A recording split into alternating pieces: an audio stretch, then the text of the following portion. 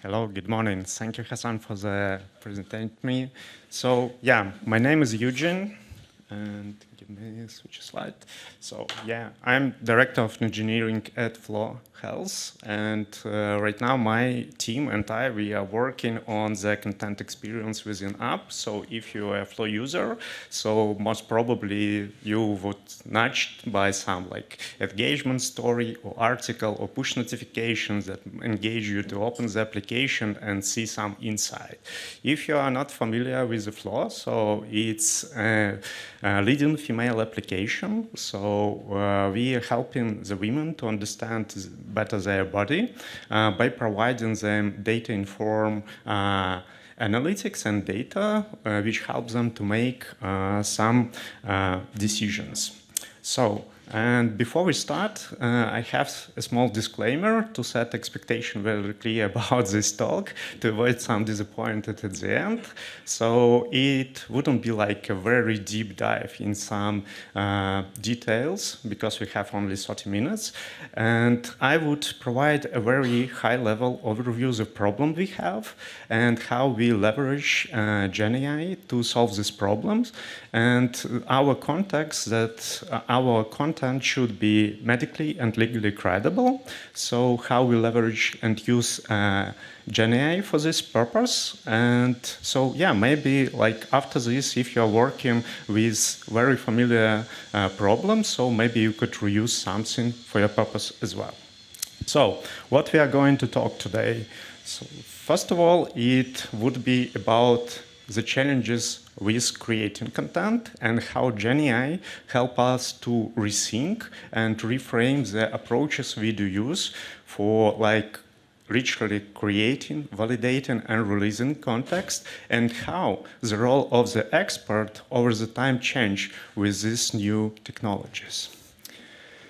And I would like to pause for a minute and let you reflect on this question. So literally, which is worse? The application that has never been deployed or the application that's deployed but no one knows where it is working? And for sure, if you're like a consultant, your answer most probably will be, it depends. But most of the people I'm asking this question personally, so they're saying, yeah, the second part is worse if we create something and doesn't have like a clear understanding if it's working properly, how we design it, so it's a problem. Yeah, and for us, like the problem could be, for example, if we use GenAI to generate some insights for the user, and if like this insight was generated incorrectly or some data was misused, so it could like ruin the trust from the user to us, and also like ruin the reputation of the company.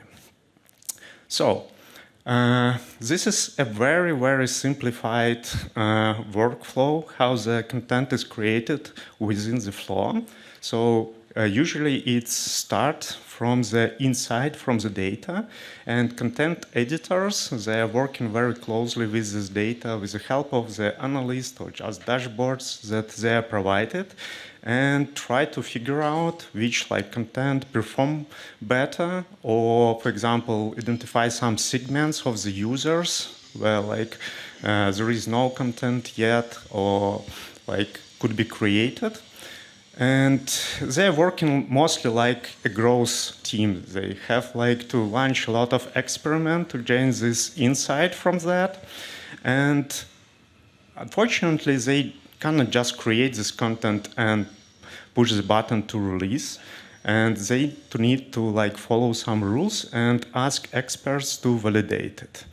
And this loop could be like back and forth. So like medical expert could like find some inconsistency in the content, or like the facts that was used in the content are from outdated sources.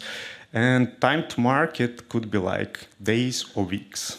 And also we do have a last stage. It's a final sign-off from the lead expert. So usually, even for example, in content, there is some stuff that like wasn't spotted earlier, so like lead expert could like notice it, and also it's back to the first stage. So, and only after that it's like published and available to the user. And so what was the role of the expert previously before our change? So like literally they were like a manual reviewer. So they do this toil work, like factual checks through some guidelines, like tone of voice following, like is the content engaging, etc., etc. And what was the main challenges we tried to solve by using the technology?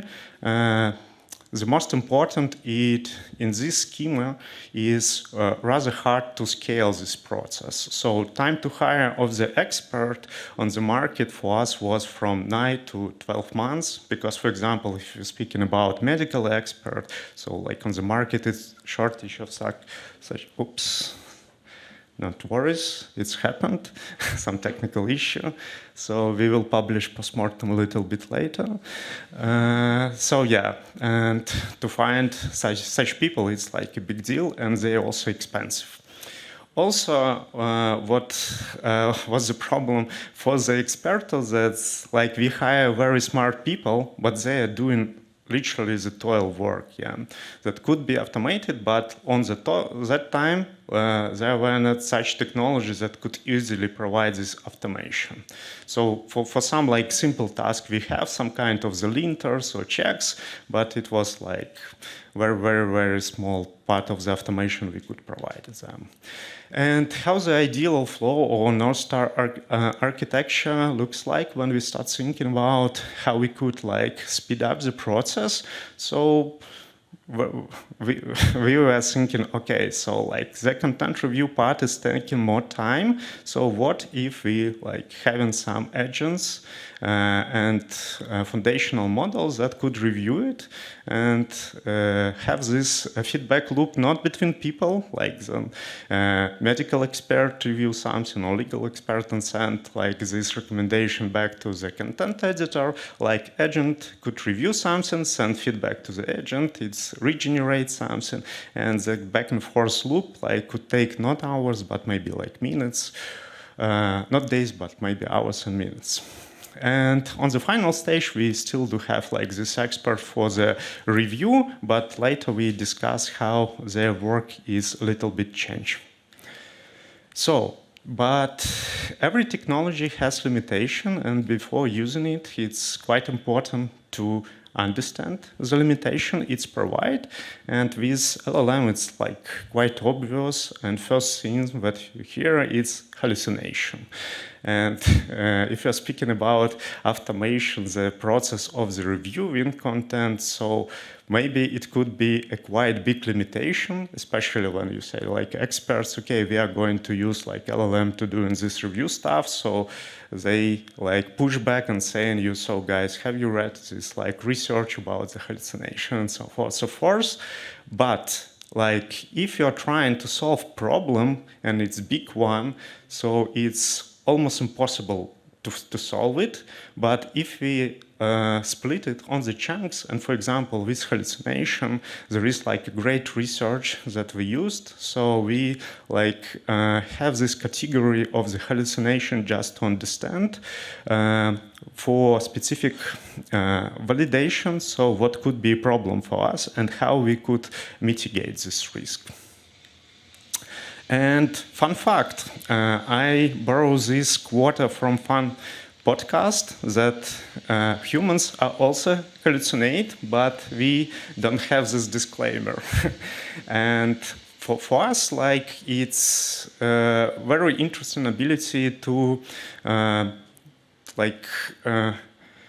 create something new, yeah? So like, because if we are thinking out of the box, so we create innovation. So for us, it's not like a problem, it's like our feature to do that.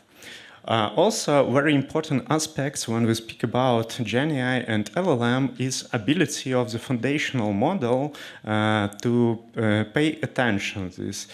And what I mean by that is that this attention mechanism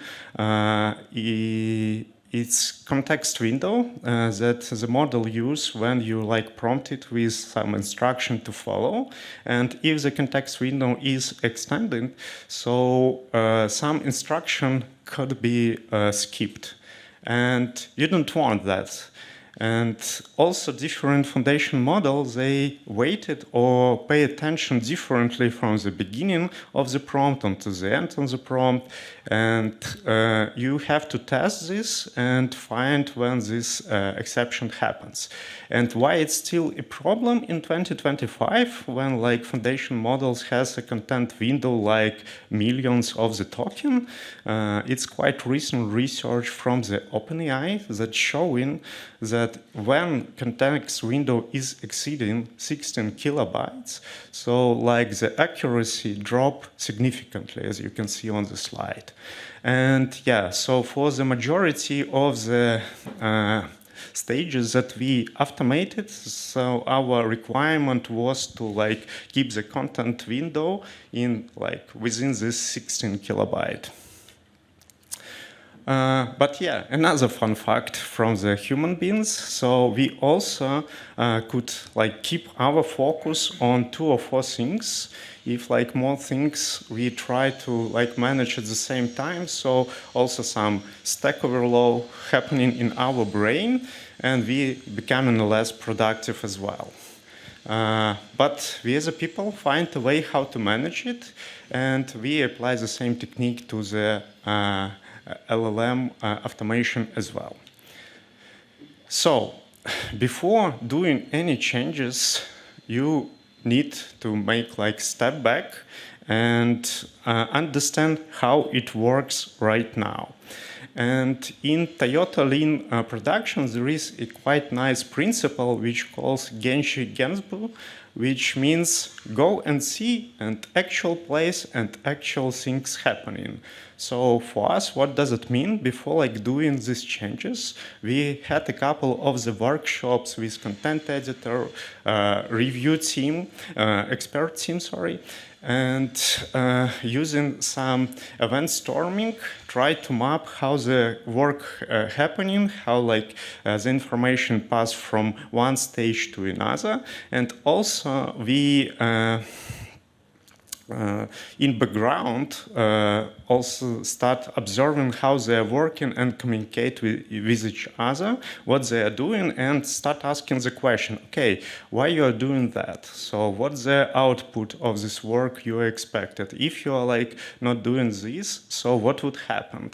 And knowing this information help us better understand the way of working and what the stages should be automated, and for example, what stages we could miss.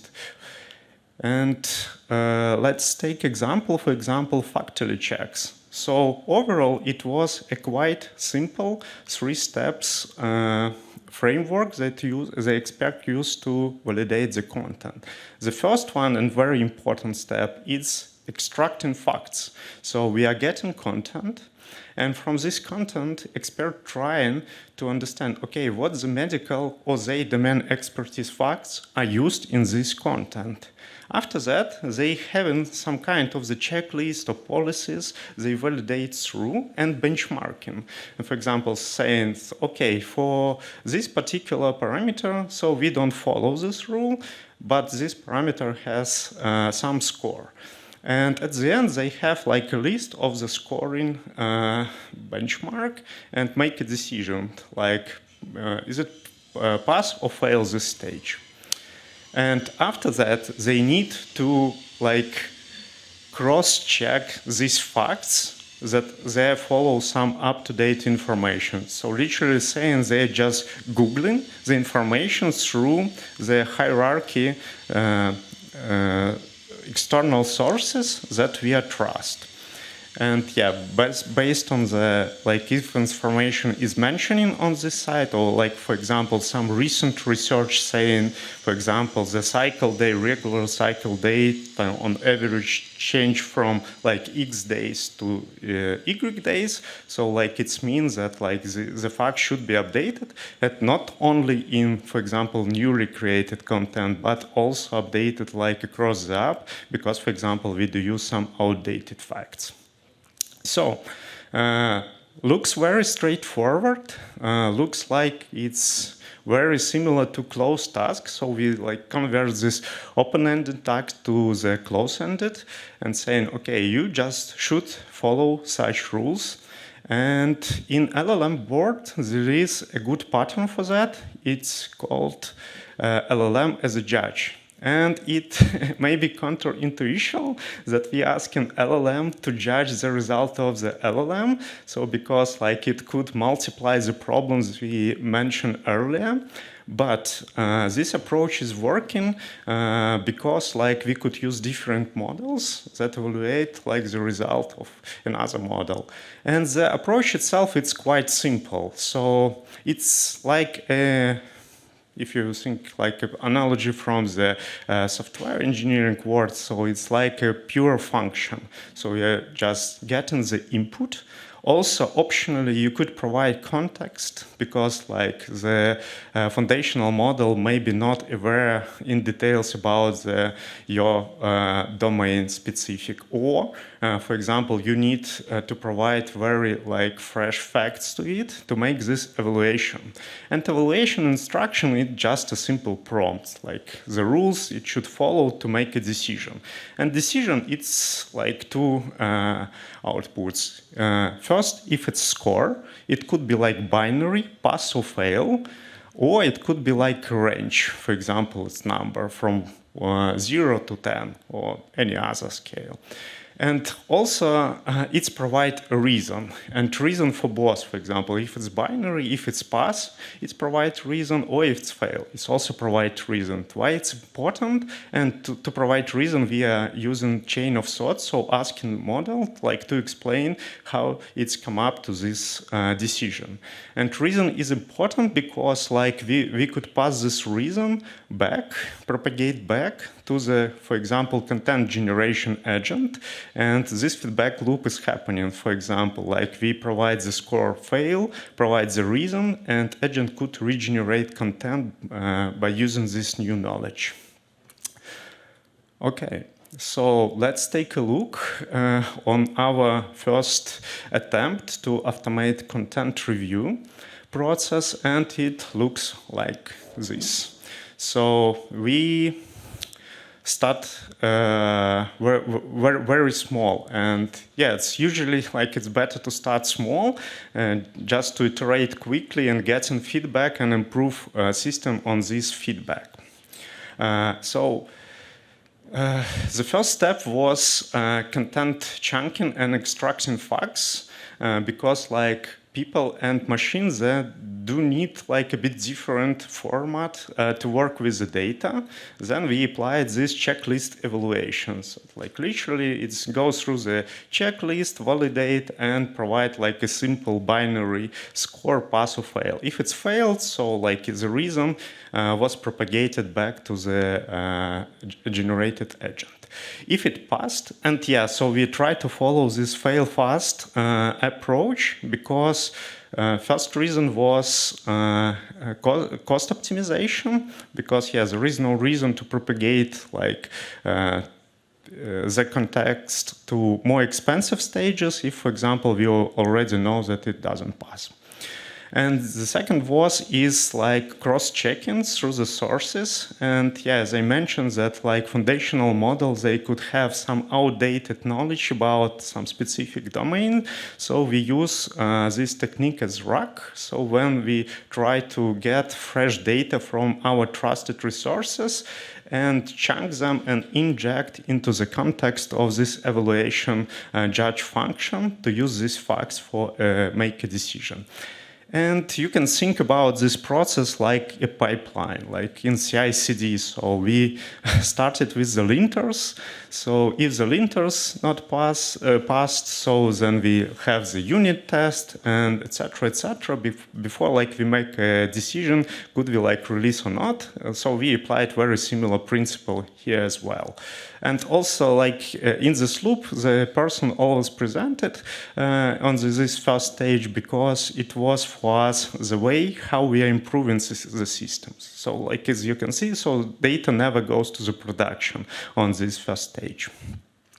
So, what advantages of using LLM as a judge? The first one I mentioned, it's like cost efficient and very easy to scale. So you can like chain as much as you need it of these judges, like create it very like incrementally and really to test. So like, because it's almost like a pure function. So if you're having like data set annotated by the experts, so you could benchmark and run this test and get like the score, how well it's performed or not.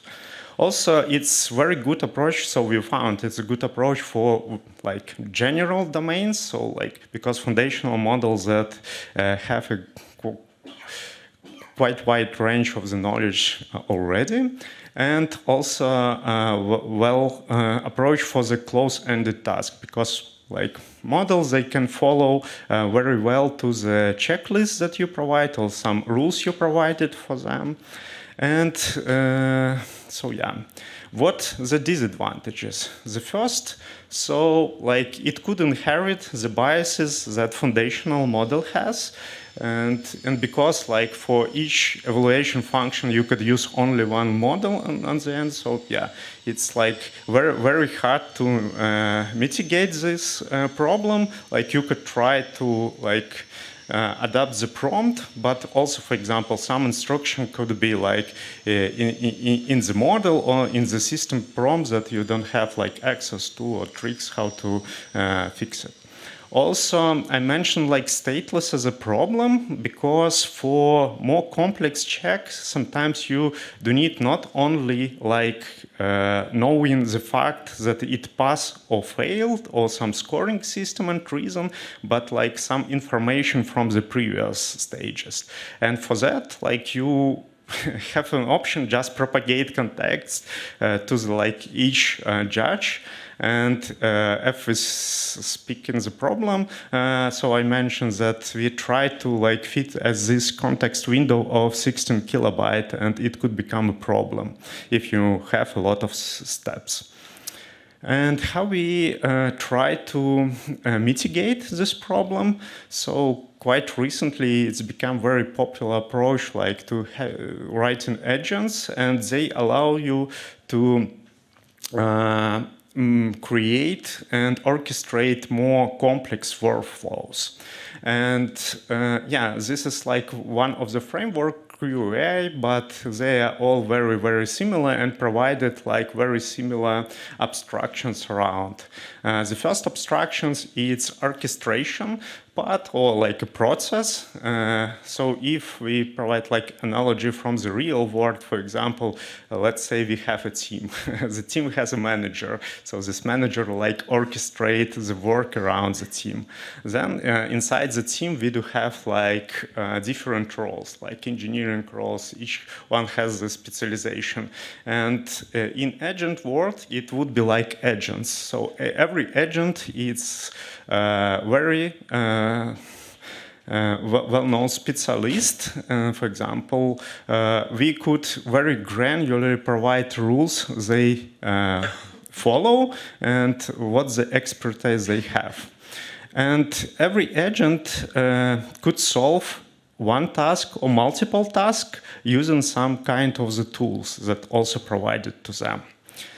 And also I would like to mention what recent technology helped to write agents more efficiently. So it's two technology. The first one is model context protocol that was released by end of this previous year by Anthropic, and it's like USB-C in the world of the agents that allow you to connect easily different tools to the agentic frameworks. Not only, but you can use, for example, if you're using Claude AI or Cursor, so you also could use extend like it with the MCP as well. And the second one is agent-to-agent protocol, released by the Google quite recently, and it's like Bluetooth that allows like agents discover each other and propagate and share some information with them. And yeah, for like more complex workflow, we do use both these protocols. Like for example, for fact checking, we extend like the API and these resources with our internal APIs that allows like easily to do more complex check. And to agent to discover each other, we use A2A protocol and propagate some data.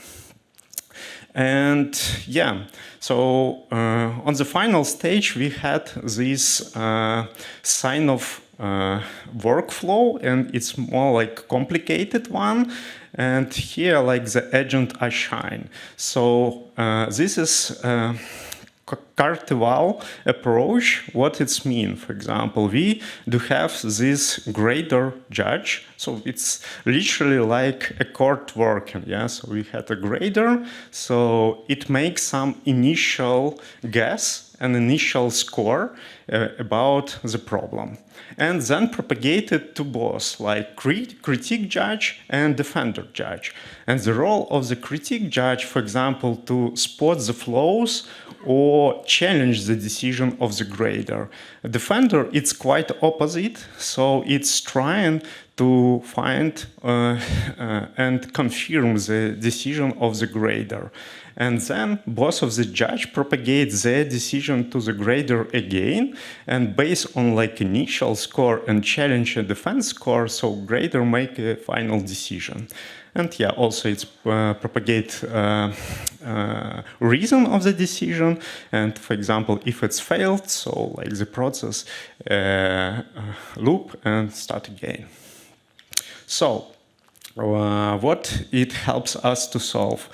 So first of all, it's more aligned like a human works in real life, yeah. So like they speak with each other. So when we are doing a complex work, it's usually not like one shot. For example, LLM as a judge, it's allowed to like use a very simple task. But when we need orchestrate something or make a decision like it's more complex, that agent as a judge is more like flexible approach for that.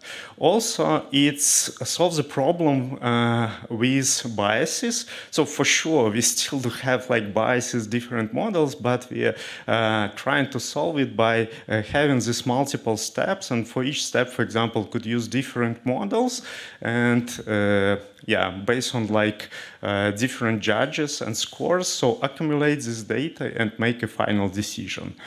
And yeah, if you do need like more specific tasks, so it's quite good because for example, agent, it could be like expert, very granular. For example, like one agent could be like expert only in cycles, for example, or like in symptoms, yeah. And you could provide it with the additional context for that and not extending this context window. But what's the cons of that? The one most obvious is like computational cost. So it's much more expensive than LLM as a judge because you have a lot of these stages. Sometimes it's not like only forward pass. So sometimes it could be loop and multiple times to do the same work. So you do need like to monitor this FinOps stuff from the very beginning. Also, it's increased complexity for testing. For example, if LLM is a judge, it's more like a unit test, yeah. So it's easy to test such workflows. It's like an integrational test, so it's require more time and effort to do that. And also, maybe from the, like, if you try to create like this agent flows, the first attempt you maybe fail because to design these personas and prompt for them, it's also quite like complex task. And yeah, how our final pipeline looks like. So it's, another incident, so uptime. Okay, nice. So, yeah, it has the following stages now. As you can see, like expert at the end, still doing this sign off, but what has changed? So you may say, like Eugene, so you tell us almost 20 minutes about that this approach should improve the time to market, but we still have this bottleneck with the human in the loop. And yeah, we do believe that like the hybrid approach, how we build the trust for new tooling, and also how we provide and feedback to the system and constantly iterate and improve it. But what changed? So if previously the expert just getting, for example, rough content, extract facts, and try to Google them, now at the end they're getting these detailed reports. This highlighted, for example, was check past. Sorry. And with detailed score on them, and based on this data, and also link to the sources that like confirm, or for example, where like we have different sources saying different information that expert could double check only just one fact. As on this screenshot, so we have this red square where like there is some contradiction in the information, but like score not exceed our like reject target. And yeah, expert could make a decision, for example, okay, it's fine, I can take a risk and release this content. So how the role of the expert evolve? So instead of like doing a toil and routine work, like reviewing this content, so now they are writing these rules, describing them or defining these rubrics and grades for them. And more importantly, like saying, okay, for this specific content, like our actual score that should be reached is, for example, 70%. If it's lower, it's automatically reject. If it's in a range, for example, from 17 to 18, so it's fine. So let's like pass it. Yeah. Also, they are writing prompts. So it's a new skill that they are developing. So like they provide instruction to the models and saying how it should validate. So literally like they are providing their knowledge to the system and saying how they are doing that by providing good and bad examples and asking model to do the same. Another, like they annotate and provide this input and output data that we could use for like benchmarking the models. And for example, if we are speaking about benchmarking, for example, when they did some changes, for example, there is a metric about accuracy, yeah? And now we could run benchmark and see, for example, how different models could execute the same task. And based on that, for example, choose a better model for some specific judge, for example, like for acknowledgement user specific limitation judge. So we have see here like two models that behave better. And also it could help with some cost optimization, because if some model overperform another one, so for example, we could decide, okay, should we use this one or that one? So, to sum up how the role of the expert evolve over the time, first of all, instead of doing like manual routine validation and review, now they're creating and supporting this golden data set. It's created by them and updated by them. Also, every change they are made, now it's have like CI/CD pipeline that like help us to avoid like any changes was propagated to the production without like passing some specific quality gateway. And they are defining the metrics and score. So it's maybe obvious thing, but for us from the very beginning was like not very obvious who should do that. And yeah, so we agreed that expert is better because it's like X area of the expertise. It's like better for them, and engineers just helping to implement that. And also, so for them, it's quite easy right now to A/B testing these changes. For example, they could in shadow mode for the test group apply some changes, and on the rejection rate, so we could like compare if like these changes overperform and underperform the previous one. Yeah, this is the last slide. So like to sum up, so what's the lesson learned from all this journey? So AI can also be a judge. So it could sound counterintuitively, but yeah, it's a reality. If you do need some very complex workflow for validation and mitigate some risk, so you could use like multi-agent evaluations. Expert role, it's become essential in such pipelines because they're becoming not just expert, but meta-expert, and like smart people now doing a smart work, not like a toil. And how we see the future of the content validation, like it's hybrid approach. Like this co-piloting stuff, it's do our expert more productive and reduce this bottleneck on them. Yeah, thank you very much for your time, and I hope we have time for questions.